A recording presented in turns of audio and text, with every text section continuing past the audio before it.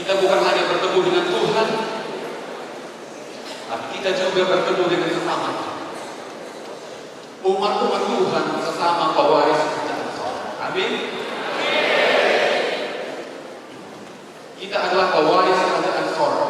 Oleh sebab itu tidak ada satu tempat yang paling menyenangkan bagi kita berada di rumah Tuhan.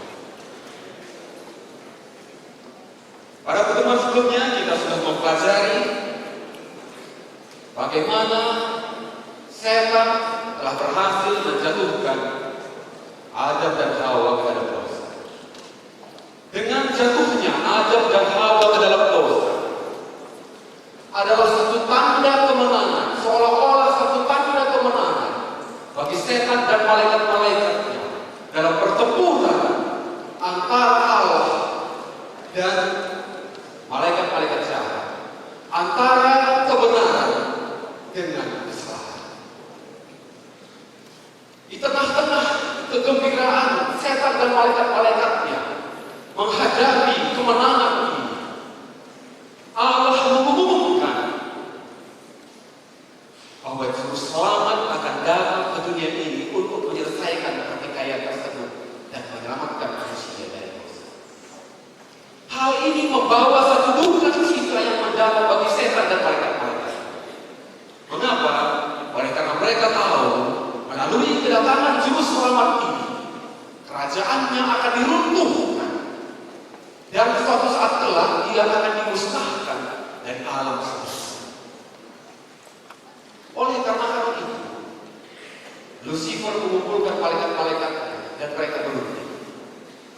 Apa yang akan kita lakukan terhadap rencana keselamatan yang telah diumumkan? Maka mereka pun berencana akan melakukan sesuatu yang disebut dengan counter attack of Satan. Setan menyerang balik terhadap rencana Allah yang telah diumumkan. Pada malam hari ini kita akan melihat sekilas bagaimana setan melakukan aksinya, melakukan counter attack terhadap rencana keselamatan yang Tuhan Allah sudah umumkan. Di dalam perjanjian baru, setan digambarkan sebagai roh yang sedang bekerja di antara anak-anak Tuhan. Sekarang setan tidak muncul sebagai setan, tetapi dia bekerja melalui anak-anak Tuhan. Walaupun nama setan jarang sekali disebutkan dalam perjanjian lama, tetapi kejahatan yang tersebar di mana-mana adalah satu bukti yang diam-diam bahwa dia sedang hadir dan dia sedang beraktivitas. Sekarang dia melakukan serangan balik terhadap kerajaan sorga melalui sekutunya yang baru, yaitu umat manusia yang telah jatuh ke dalam dosa.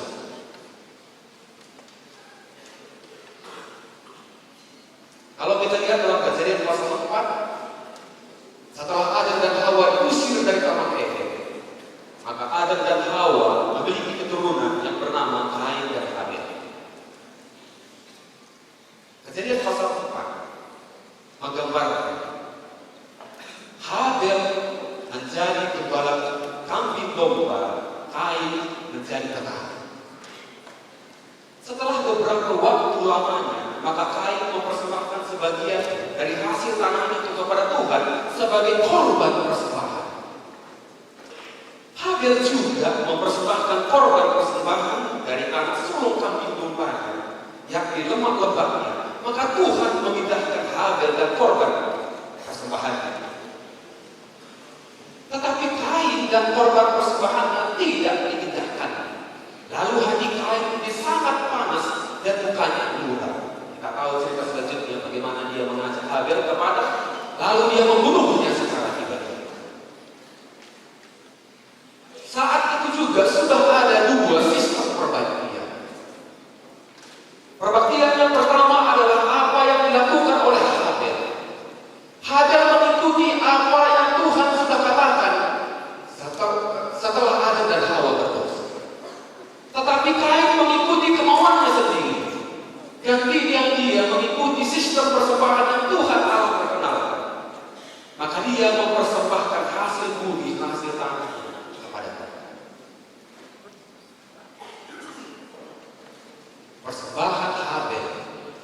melambangkan juru selamat yang akan datang.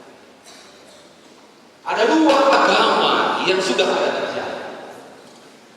Agama yang pertama adalah agama lewat mana manusia mengikuti apa yang Tuhan katakan dan membiarkan Tuhan menyelamatkan diri.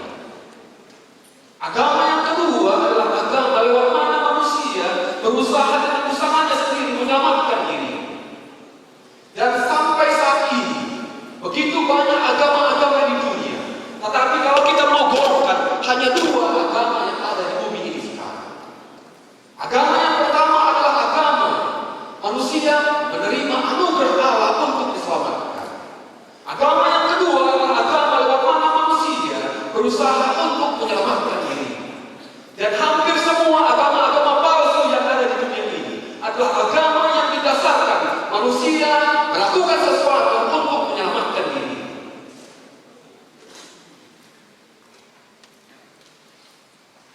Catatan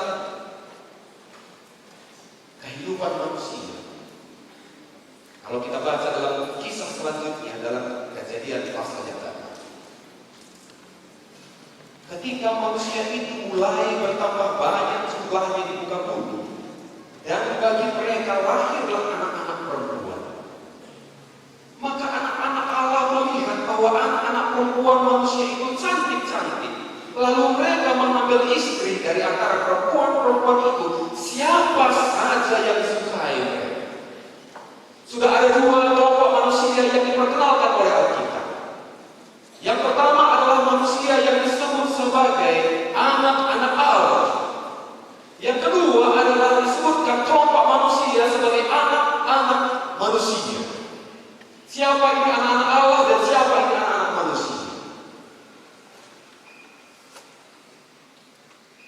Kain telah membunuh Habel, maka Tuhan memberikan pengganti meneruskan kebenaran yang akan diwariskan kepada generasi berikutnya atau melalui Set. Set mengikuti apa yang Adam dan Hawa lakukan dan Habel lakukan, dan dia meneruskan perbaktian yang benar. Kain memisahkan diri dari keturunan Set dan keluarga. Keturunan Set dan keluarganya dan generasi dia disebut sebagai anak-anak Allah yang tetap memelihara perbaktian yang benar. Tapi keturunan Kain yang memisahkan diri dari umat Tuhan yang benar, sekarang mereka disebut sebagai anak-anak manusia. Anak-anak Allah itu, yaitu mereka yang memelihara perbaktian yang benar, keturunan Set, melihat bahwa anak-anak manusia itu, yaitu anak-anak Kain yang telah meninggalkan perbaktian yang benar, mereka melihat bahwa anak-anak perempuan manusia itu cantik-cantik. Lalu mereka mengambil istri dari antara perempuan-perempuan itu, siapa saja yang disukai mereka. Terjadilah percampuran antara mereka yang setia menyembah kepada Tuhan dan mereka yang sudah melupakan perbaktian kepada Tuhan. Akibatnya adalah satu kelompok manusia yang sangat jahat.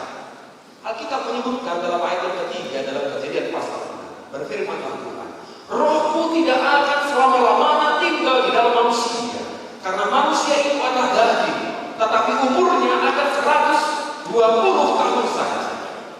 Pada waktu itu orang-orang raksasa ada di bumi, dan juga pada waktu sesudahnya ketika anak-anak Allah menghampiri perempuan manusia, dan perempuan-perempuan itu melahirkan anak-anak bagi mereka.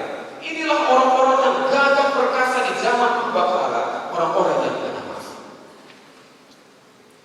Firman Tuhan selanjutnya, ayat Alkitab menyebutkan, ketika dilihat Tuhan bahwa kejahatan manusia besar di bumi, bahwa segala kecenderungan hatinya selalu membahas kejahatan semata-mata.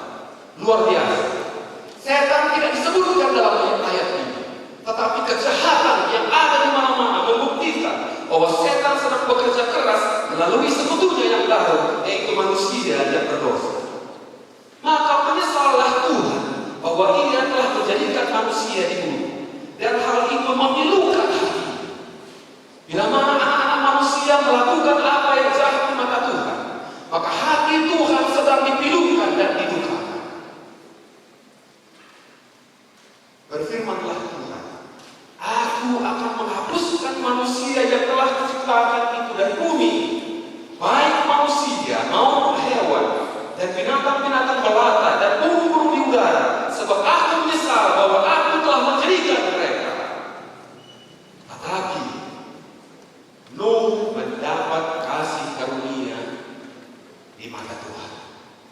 Nuh mendapat kasih karunia di mata Tuhan oleh karena Nuh adalah seorang yang benar dan tidak bercela di antara orang-orang sezamannya.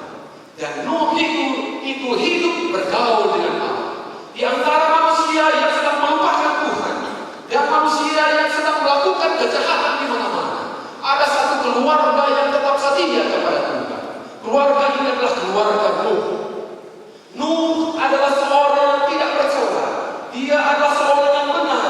Dia adalah seorang yang hidup bergaul dengan Allah di antara orang-orang yang melupakan Tuhan. Nuh memperanakkan 3 orang anak laki-laki, Sem, Ham, dan Yafet. Ayat 11. Adapun bumi itu telah rusak di hadapan Allah dan penuh dengan kekerasan. Allah memilih bumi itu dan sungguhlah rusak benar, sebab semua manusia menjalankan hidup yang rusak ini. Luar biasa. Setan berhasil di dalam counter attack terhadap rencana keselamatan. Dia berhasil menjadikan bumi ini sejahat mungkin dan melupakan Tuhan.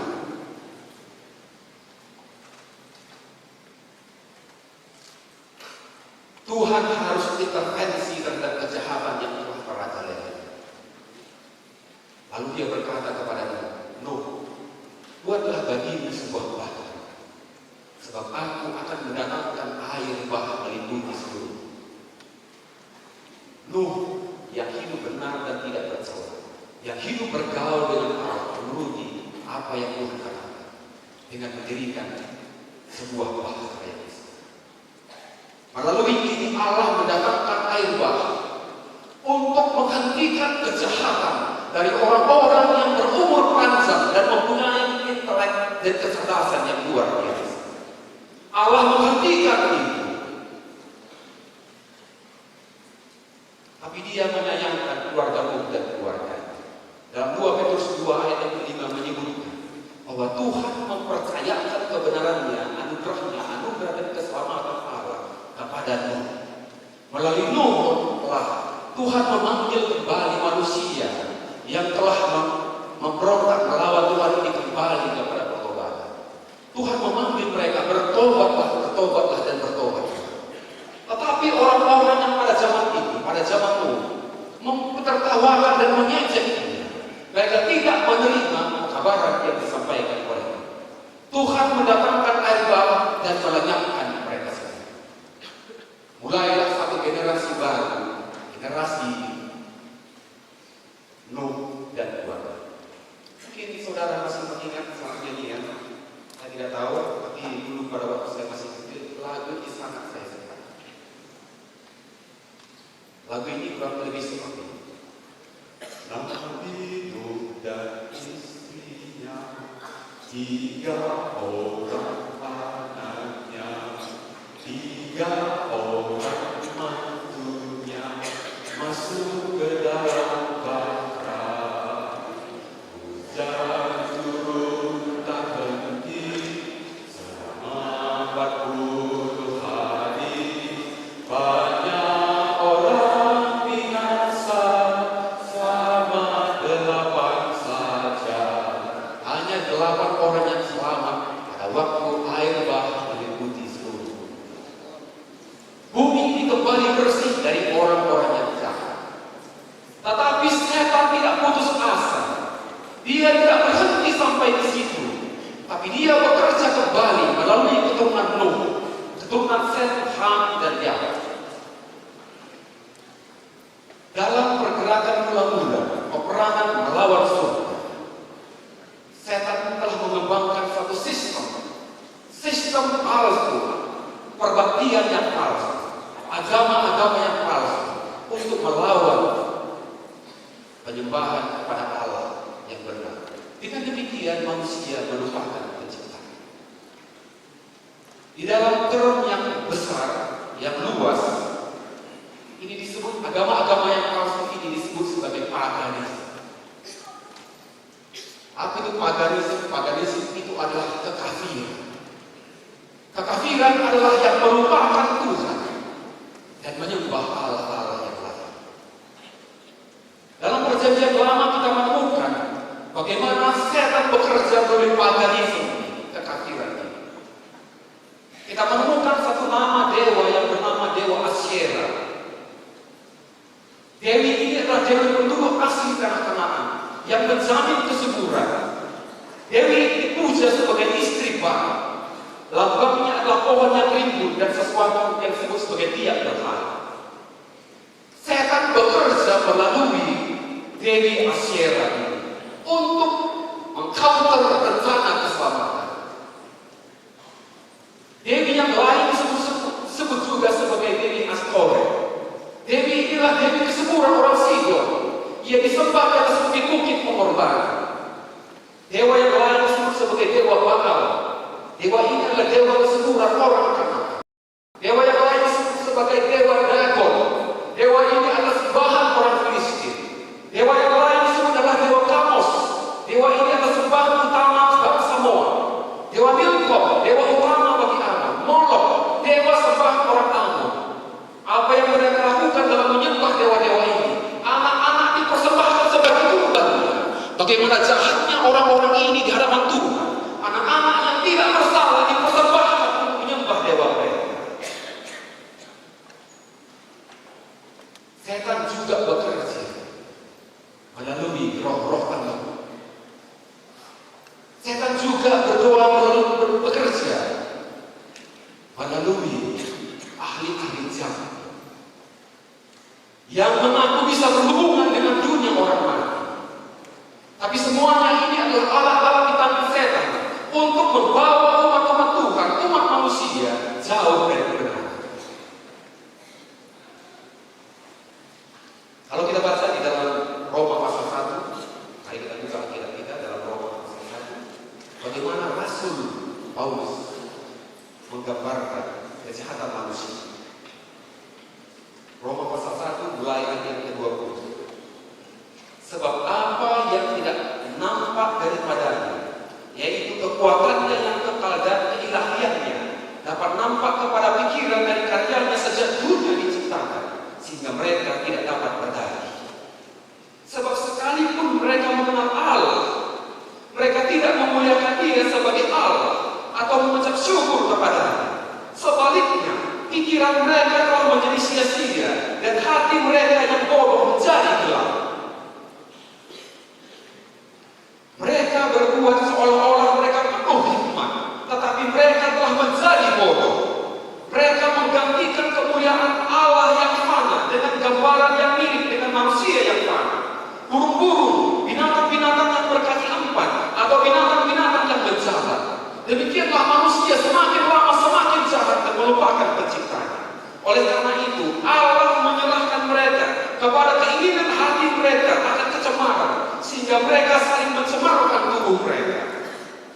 Sebab mereka menggantikan kebenaran Allah dengan dusta dan memuja dan menyembah makhluk dan melupakan penciptanya yang harus dipuji selama-lamanya. Karena itu Allah menyerahkan mereka kepada hawa nafsu yang memalukan. Sebab istri-istri mereka menggantikan persetubuhan yang wajar dengan tak wajar. Demikian juga suami-suami meninggalkan persetubuhan yang wajar dengan istri mereka dan menyala-nyala dalam birahi mereka seorang terhadap yang lain, sehingga mereka melakukan kemesuman laki-laki dengan laki-laki, dan karena itu mereka menerima dalam diri mereka balasan yang setimpal dengan kesesatan mereka. Kita melihat bagaimana dunia begitu jahat dan bobrok moralnya di hadapan Tuhan, oleh karena mereka telah melupakan Tuhan dan mereka tidak merasa perlu untuk mengakui Allah. Maka Allah menyerahkan mereka kepada pikiran-pikiran yang tertutup, sehingga mereka melakukan apa yang tidak pantas di hadapan Tuhan.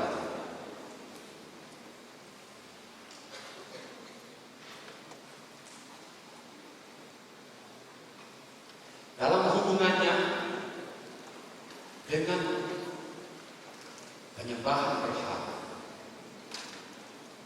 setan menyimpangkan upacara-upacara kurban yang merupakan lambang juru selamat yang akan datang, yang Allah telah tetapkan di tangan ini, menggantikannya dengan dewa-dewa sembahan yang terbuat dari benda-benda. Demikianlah setan berhasil memimpin dunia ini counter attack terhadap rencana keselamatan yang Tuhan berikan. Baik perjanjian lama dan perjanjian baru mengakui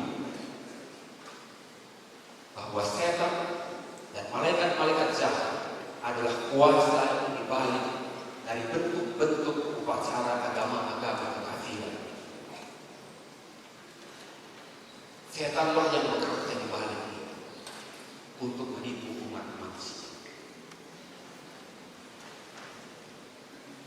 Ada dua hal lewat mana setan bekerja. Yang pertama adalah melalui paganisme, kekafiran. Yang kedua adalah penyembahan berhala, idolatry. Dua ini akan berada menjadi alat setan untuk menuntun manusia jauh dari rencana Allah. Tapi bukan hanya dengan dua cara ini setan bekerja. Setan juga datang dengan cara yang ketiga, yang disebut dengan corrupting the true religion. Allah mempercayakan hukumnya, kebenarannya kepada umatnya, kepada bangsa Israel. Tapi setan juga tidak berhenti kepada orang-orang kafir saja. Setan datang merusakkan agama yang benar. Dalam periode sekitar 1500 tahun 1500 sebelum Masehi sampai Babilonia, kerajaan Babilonia mendeportasi orang-orang Yehuda. Setan secara terus-menerus mencoba untuk merusakkan agama yang benar, mengkorupkan agama yang benar. Selama periode ini, sejarah rohani orang Ibrani telah turun dan naik,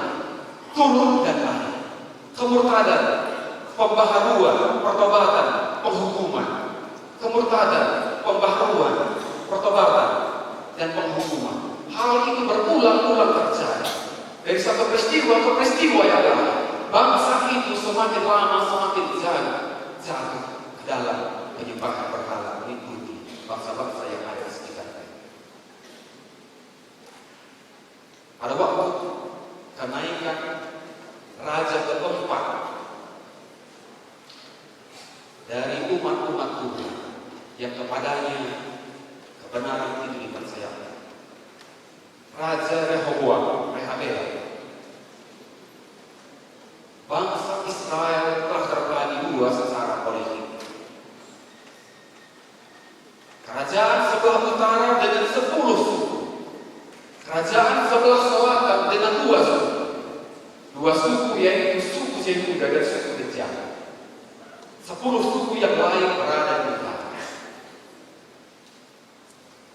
Bangsa ini, kedua bangsa ini adalah umat pilihan Tuhan. Tapi sekarang kedua umat pilihan Tuhan ini saling berperang satu dengan yang lain, saling bertikai satu dengan lain. Raja yang satu memerangi raja yang lain, raja yang satu memerangi raja yang lain.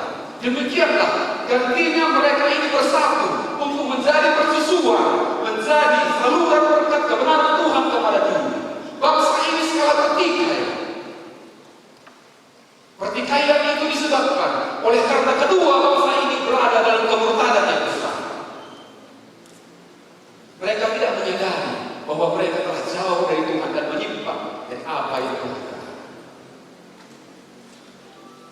Oleh sebab kemerosotan rohani yang begitu dalam, 10 suku di kerajaan utara akhirnya kolaps sebagai satu bangsa. Bangsa Asiria datang memerangi mereka dan mendeportasi penduduknya. Dan kepada mereka tidak pernah ada harapan untuk kembali. Sampai saat ini kita tidak tahu siapa di 10 suku bangsa Israel yang telah hilang.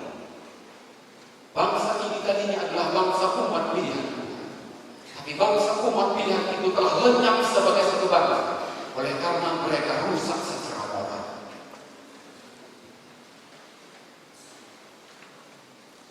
Hampir 1,5 abad kemudian, hal yang sama terjadi juga kepada bangsa Yahudi.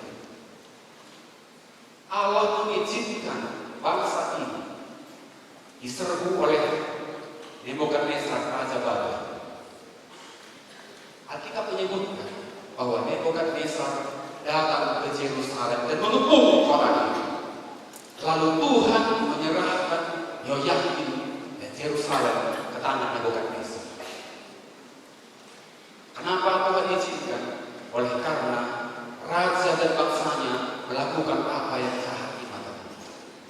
Dalam situasi yang krisis demikian, Tuhan tidak melindungi mereka. Oleh karena mereka melakukan apa yang jahat di mata Tuhan, sekalipun mereka adalah umat pilihan Tuhan. Disiplin yang menyakitkan ini, 70 tahun penawanan, telah disertai dengan satu janji pemulihan. Hal ini, penawanan 70 tahun, telah menyembuhkan bangsa Yehuda dari penyembahan berhala yang telah melemahkan dan merusakkan kesetiaan mereka kepada Allah yang benar. Setan hampir saja dengan sukses telah membawa bangsa Ibrani kepada kehancuran yang total. Tetapi di tengah-tengah keberosotan dan kemurtadan ini, Allah masih memiliki, Tuhan masih memiliki beberapa orang saksi yang tetap setia kepada-Nya. Dalam kebesaran nasional dari bangsa Israel, di bawah kepemimpinan Raja Daud, di bawah kepemimpinan Raja Salomo, Allah yang benar telah dihormati dan telah sampai ke negara-negara tetangga mereka. Ratu Sheba telah datang dari Afrika untuk menyaksikan Tuhan Allah yang berkuasa di kerajaan Israel. Kemudian pada zaman kerajaan Assyria di Nineveh, Allah memanggil Nabi Yunus untuk pergi ke kota Nineveh dan memanggil bangsa yang jahat ini kepada pertobatan. Dan mereka pun menerima pertobatan dan Tuhan membatalkan hukuman. Akhir dari penawanan Babylon. Selama penawanan di Babylon, kerajaan Persia, Allah masih memiliki orang-orang yang setia kepada-Nya. Ada Daniel dan teman-temannya yang berada di istana Babel. Mereka disuruh untuk menyembah patung, tapi mereka tetap setia kepada-Nya. Daniel harus masuk ke dalam sini demi mempertahankan agamanya yang benar, menjalin komunikasi dengan Allah. Dalam kerajaan Media dan Persia kita menemukan dua nama, yaitu Mordekai dan Esther. Kita juga menemukan nama Zerubbabel dan imam besar Yosua dalam Esra 1 ayat 1 sampai 5. Kita juga menemukan Esra dan Nehemia. Mereka ini adalah pembaharu kebenaran yang memanggil umat-umat Tuhan kepada pertobatan.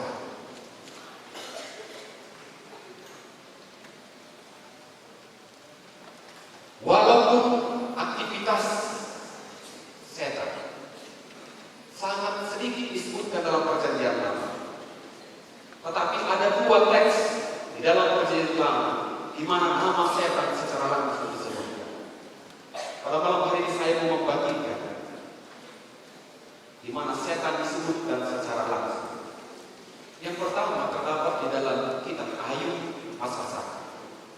Ada seorang laki-laki di tanah Uz bernama Ayub. Orang itu saleh dan jujur. Dia takut akan Allah dan menjauhi kejahatan.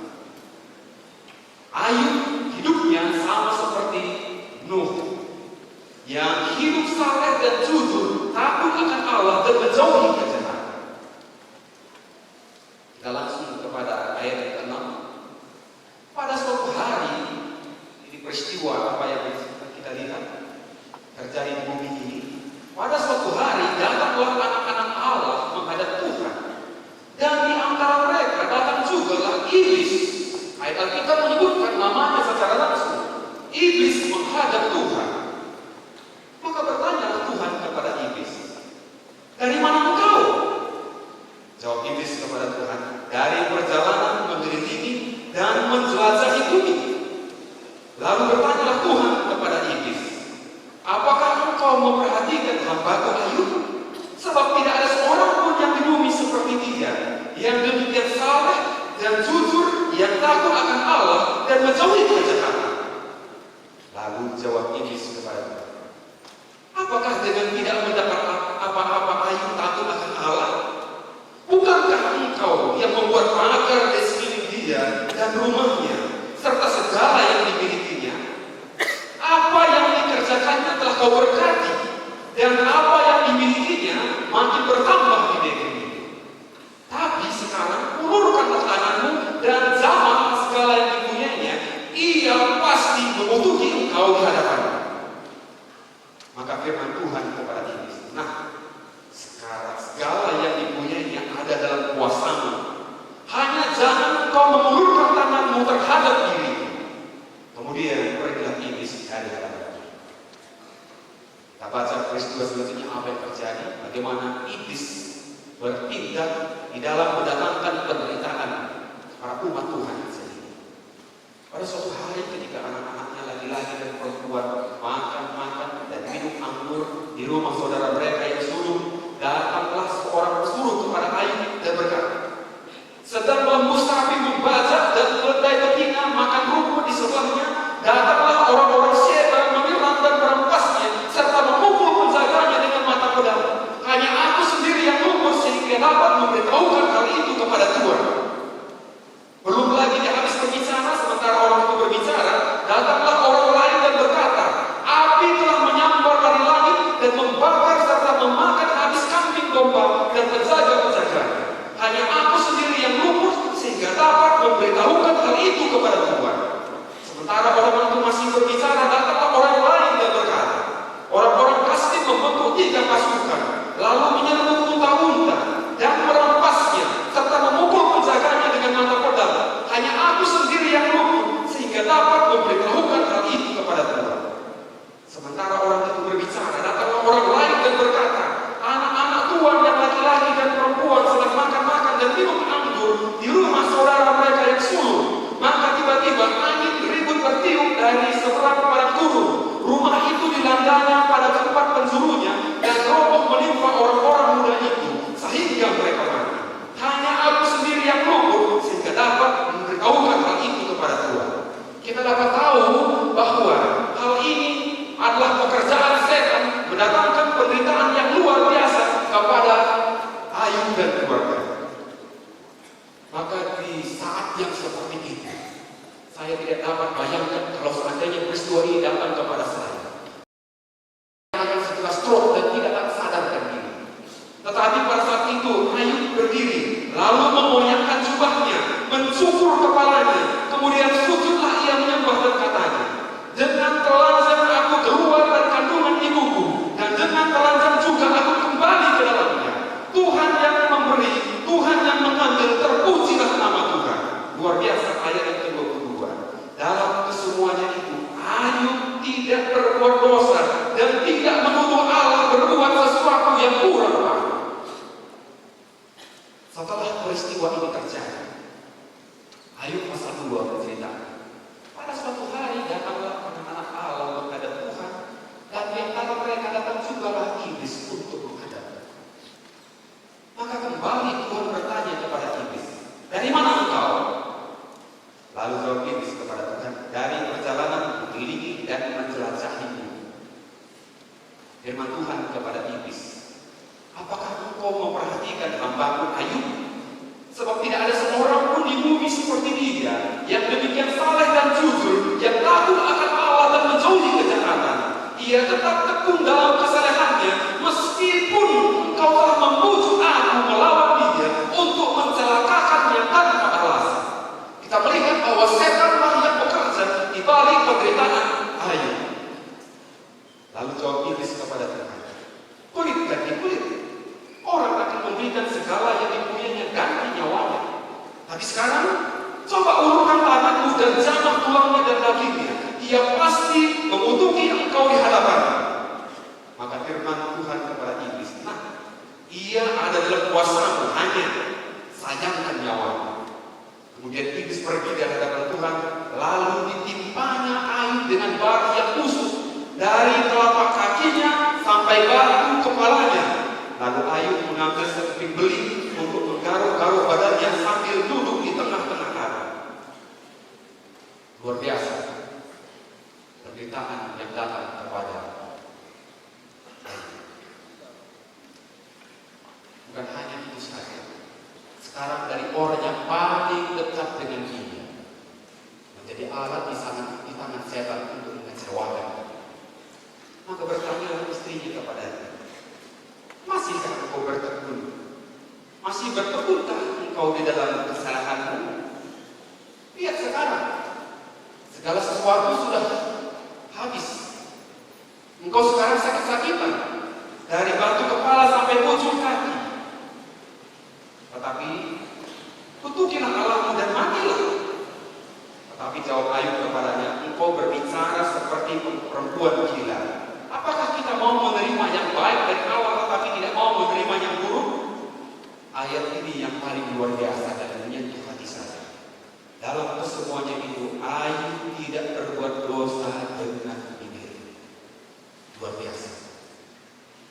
Dalam pertikaian antara yang benar dengan yang salah, dalam pertikaian antara Kristus dan setan, Tuhan sangat bangga kepada Ayub.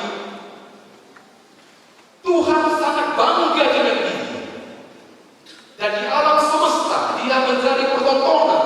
Dan Tuhan dengan bangga mempertontonkan dia. Dan menjadi peragaan di alam semesta dan dia menjadi pelajaran. Pertanyaannya pada malam hari ini adalah, kalau seandainya diri saya, apakah Tuhan bangga dengan saya atau Tuhan kecewa dengan saya? Dengan perbuatan-perbuatan saya. Menjadi pertanyaan bagi kita pada malam hari. Apakah Tuhan ada sesuatu yang dia banggakan dalam diri kita?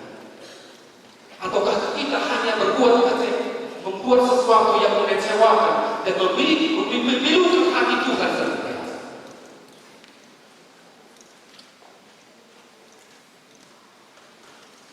Ada beberapa pelajaran yang dapat kita lihat, beberapa poin yang dapat kita lihat dari penderitaan kita. Yang pertama adalah, oleh karena kebijaksanaan pencipta, setan dan malaikat-malaikat yang telah jatuh diizinkan untuk hidup dan mematangkan prinsip-prinsip yang berpusat pada diri. Demikian juga mematangkan prinsip-prinsip dosa. Dan oleh karena Tuhan mengizinkan hal ini terjadi, maka sering sekali umat-umat Tuhan menderita serangan dari musuh. Sekarang ini ada yang disebut dengan teologi kemakmuran. Teologi kemakmuran itu adalah kalau seseorang anggota gereja mempunyai materi yang banyak, maka dia adalah seorang yang diberkati oleh Tuhan. Dia tahu dari mana datangnya, tetapi dia punya banyak materi, dia adalah seorang yang diberkati oleh Tuhan. Tapi seorang yang setia, seorang yang melakukan apa yang Tuhan kehendaki, tapi dia tidak mempunyai apa-apa secara materi, dia adalah orang yang dikutuk dan tidak disenangi oleh Tuhan. Dan ini adalah counter attack setan terhadap rencana keselamatan. Dan betapa banyak juga umat-umat Tuhan yang menganut sistem ini. Melihat harta materi sebagai tanda keberkatan yang berasal dari Tuhan. Yang kedua, penderitaan pribadi tidaklah selamanya akibat dari dosa orang itu secara pribadi. Oleh sebab itu, kalaupun kita melihat saudara kita menderita, janganlah kita menuduh dia sebagai orang yang dikutuk dan tidak diberkati oleh Tuhan. Sebab bisa saja kasusnya sama seperti Ayub. Dia sedang berada di dalam ujian. Dan Tuhan mengizinkan hal itu terjadi. Ayat yang lain di mana Nama setan langsung disebutkan terdapat di dalam Zakaria pasal 3. Mari kita buka Alkitab kita dalam Zakaria pasal 3. Kemudian ia memperlihatkan kepada imam besar Yosua berdiri di hadapan malaikat Tuhan, sedang iblis berdiri di sebelah kanannya untuk mendakwa dia. Kita melihat bagaimana Yosua sedang berdiri di hadapan malaikat Tuhan yang adalah Tuhan sendiri. Lalu di sebelah kanannya ada setan atau iblis yang sedang berdiri dan mendakwa imam besar Yosua tersebut. Ayat yang kedua, lalu berkatalah malaikat Tuhan kepada iblis itu, Tuhan kiranya menghardik engkau hai iblis. Tuhan yang memilih Yerusalem kiranya menghardik engkau. Bukankah dia ini puntung yang telah ditarik dari api? Adapun Yosua mengenakan pakaian yang kotor waktu dia berdiri di hadapan malaikat itu, yang memberikan perintah kepada orang-orang yang melayaninya, tanggalkanlah pakaian yang kotor itu daripadanya. Dan kepada Yosua itu ia berkata, lihat, dengan ini aku telah menjauhkan kesalahanmu daripadamu. Aku akan mengenakan kepadamu pakaian pesta. Pakaian yang kotor melambangkan dosa-dosa bangsa Israel yang dilambangkan oleh imam besar Yosua. Tapi Tuhan mengatakan, tanggalkan pakaian yang kotor ini dan berikan kepadanya pakaian pesta, pakaian kebenaran. Kemudian dia berkata, taruhlah serban terakhir pada kepalanya. Maka mereka menaruh serban terakhir pada kepalanya dan mengenakan pakaian kepalanya. Sedang malaikat Tuhan berdiri di sini. Lalu malaikat Tuhan memberi jaminan kepada Yosua, kata, beginilah firman Tuhan Allah, firman Tuhan semesta Allah. Apabila engkau hidup menurut jalan yang kutunjukkan dan melakukan tugas yang kuberikan kepadamu, maka engkau akan memerintah rumahku dan mengurus pelataranku. Dan aku akan mengizinkan engkau masuk ke antara mereka yang berdiri melayani di sini. Dengarkanlah hai imam besar Yosua, engkau dan teman-temanmu yang duduk di hadapanmu. Sungguh kamu merupakan satu lambat, sebab sungguhnya aku akan meletakkan hambaku, yakni sang tunas. Sebab sungguhnya permata yang telah kuserahkan kepada Yosua, satu permata yang bermata 7. Sesungguhnya aku akan mengukirkan ukiran di atasnya. Demikianlah firman Tuhan semesta alam. Dan aku akan menghapuskan kesalahan negeri ini dalam satu hari. Pada hari itu, demikianlah firman Tuhan semesta alam, setiap orang daripadamu akan mengundang temannya duduk di bawah pohon anggur, di bawah pohon ara, dan di bawah pohon ara. Kita melihat bagaimana iblis mendakwa imam besar Yosua yang melambangkan mendakwa umat-umat Tuhan.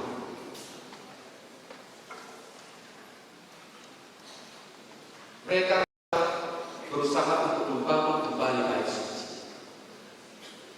Orang-orang yang telah kembali dari Papua.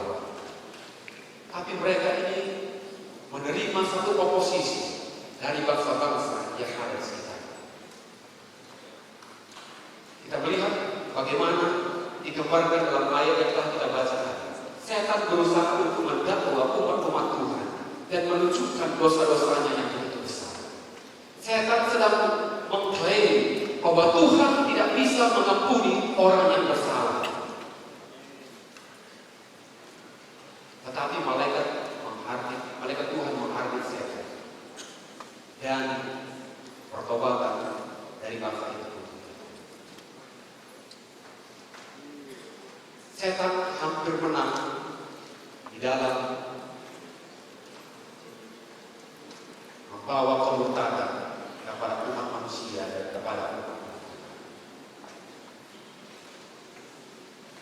Bagian yang terakhir, bagaimana pada zaman kerajaan Media dan Persia, setan bekerja melalui seorang yang bernama Haman.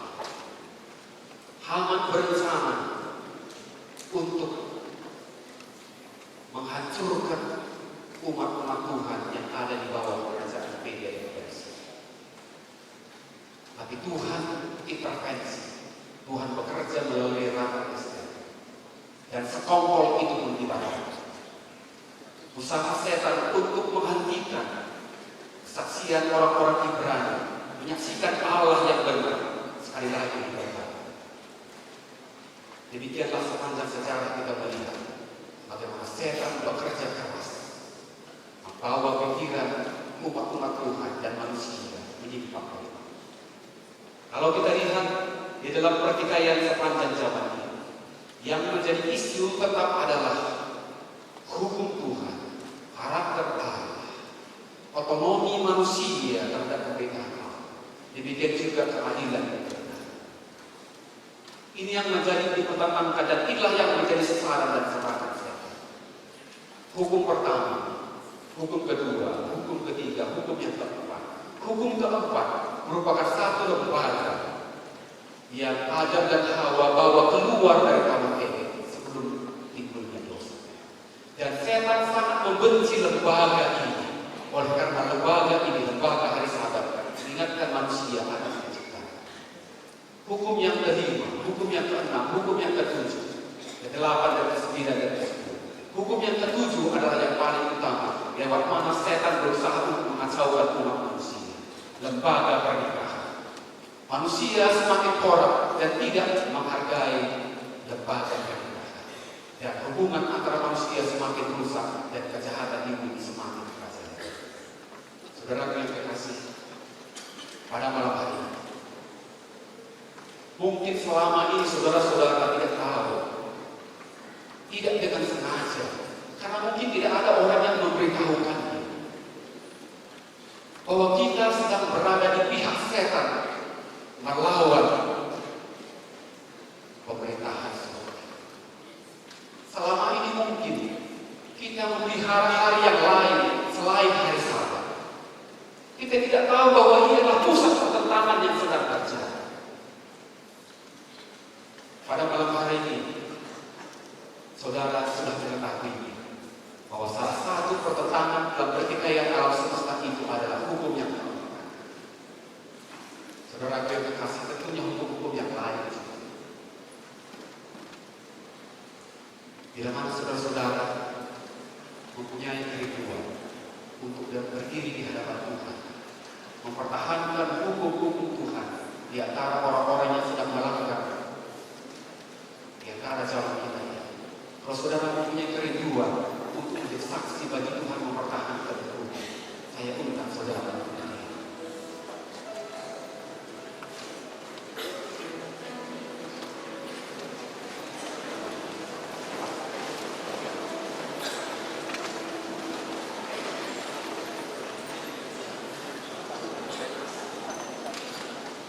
Dari saudara-saudara yang terhormat yang mengambil keputusan, saya mau menjadi kebanggaan Tuhan dalam pertikaian.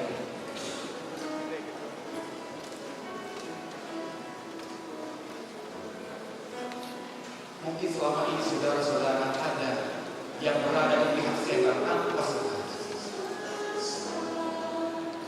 Tapi pada malam hari ini, setelah mendengarkan kabar ini, saudara menyadari, Tuhan, selama ini saya telah melanggar hukum Tuhan, bukan oleh karena saya mau menantang dengan sengaja, tetapi oleh karena kebenaran ini belum sampai kepada saya. Pada malam hari ini, saudara telah menerima kebenaran yang lebih besar lagi, dan saudara mengambil keputusan di dalam hati. Saya akan berada di pihak Tuhan. Dan yang sebelumnya tidak memelihara hukum yang keempat sebagai hari perwakilan hari Sabat, sekarang saya mau datang kepada Tuhan dan berada di pihak Tuhan dan memelihara hukum ini. Kalau dalam antara saudara-saudara yang mau mengambil keputusan untuk berdiri di pihak Tuhan dan mengatakan, Tuhan, mulai sekarang saya mau mengikut Tuhan dengan memelihara hukum. Saya mau meninggalkan semua yang lain dan mengikut Tuhan, memelihara hukum yang keempat sebagai pusat pertikaian yang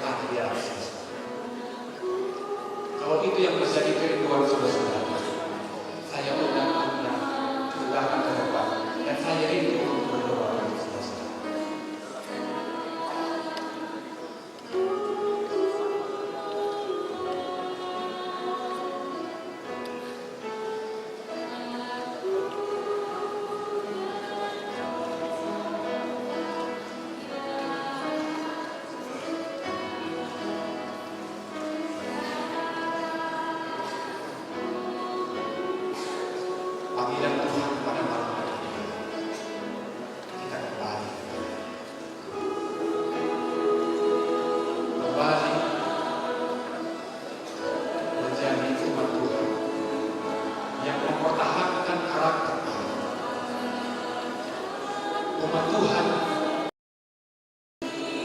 yang mempertahankan dan memelihara hukum-hukum Tuhan. Oleh karena kita mengasihi dan mencintai. Saya undang saudara-saudara yang mengasihi dan mencintai Tuhan dan rela untuk menyerahkan hati kepada, untuk menerima kebenaran Tuhan yang lebih besar. Saya mengundang saudara-saudara untuk datang ke depan. Saya memimpin berdoa bersama.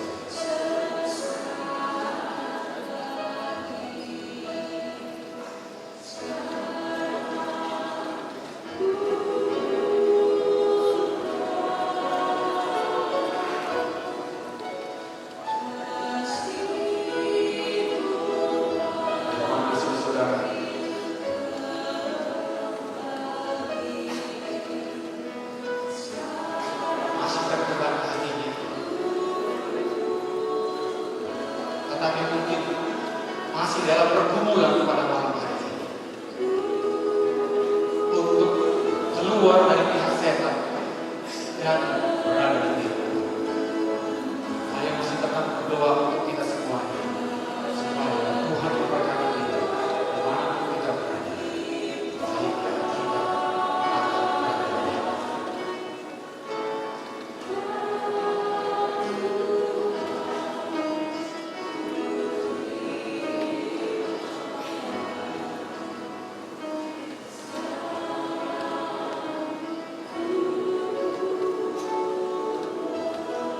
Mari kita sama-sama tunduk kepala dan berdoa. Bapa yang di surga, pada malam hari ini kami tahu betapa setan bekerja keras untuk mendatangkan penderitaan bagi dunia dan manusia. Setan juga bekerja keras untuk menahan kami berada di dia. Tapi Tuhan sedang memanggil kami untuk keluar dari pihak setan dan bergabung dengan pihak Tuhan dalam mempertahankan karakter kami, dalam mempertahankan hukum-hukum Tuhan, hukum moral, termasuk hukum yang keempat. Bapak yang sorga, tolong kami ya Bapak, supaya kami tetap setia menjadi umat yang setia di akhir zaman ini, menjadi kebanggaan